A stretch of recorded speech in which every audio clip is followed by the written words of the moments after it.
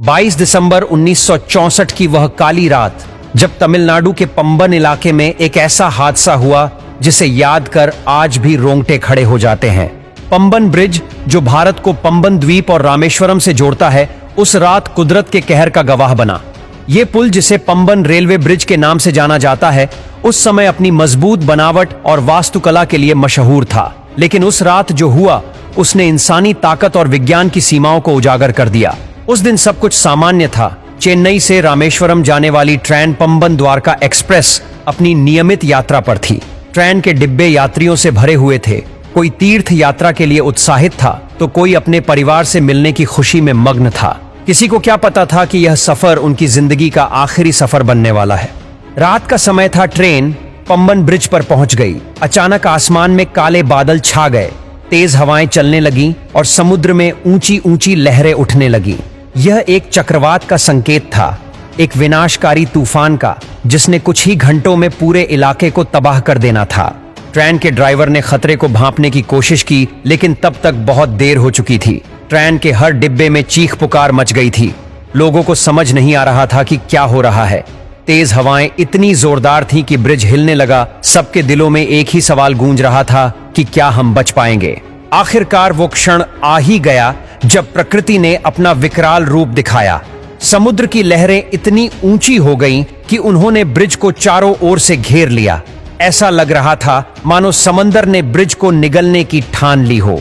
पुल के कुछ हिस्से कमजोर पड़ने लगे और अचानक एक भीषण आवाज के साथ ब्रिज का एक हिस्सा टूट गया। यात्रियों की चीखें, बच्चों का रोना और माता पिता की पुकार सब एक साथ गूंज रहे थे। वो मंजर इतना भयानक था कि शब्दों में बयां करना मुश्किल है। ट्रेन, जो अपनी पूरी गति से ब्रिज पर चल रही थी, सीधी समुद्र में गिर गई। पानी के अंदर जाते ही सब कुछ शांत हो गया। केवल समुद्र की लहरों की आवाज सुनाई दे रही थी। उस हादसे में सैकड़ों लोग मारे गए। कुछ शव तो कभी मिले ही नहीं। वो लोग जो अपने घर लौट रहे थे या तीर्थ यात्रा पर जा रहे थे, उन्हें शायद ही पता था कि वो अपने परिवार से आखिरी बार मिल चुके हैं। इस घटना ने पूरे देश को हिलाकर रख दिया। सरकार ने तुरंत राहत कार्य शुरू किए। नेवी और स्थानीय मछुआरों ने मिलकर बचाव अभियान चलाया, लेकिन चक्रवात की तीव्रता के कारण बचाव कार्य में काफी मुश्किलें आई। इस हादसे के बाद पंबन ब्रिज को दोबारा बनाने की प्रक्रिया शुरू हुई। इंजीनियरों ने इसे और मजबूत और टिकाऊ बनाने का प्रण लिया। नया ब्रिज चक्रवात जैसे प्राकृतिक आपदाओं का सामना करने में सक्षम बनाया गया। लेकिन उन परिवारों के दर्द और खोए हुए अपनों की यादों को कोई पुल नहीं भर सकता। घटना के कुछ समय बाद जिन स्थानीय मछुआरों ने राहत कार्य में अपनी जान जोखिम में डाली थी, उनकी कहानियां भी सामने आई।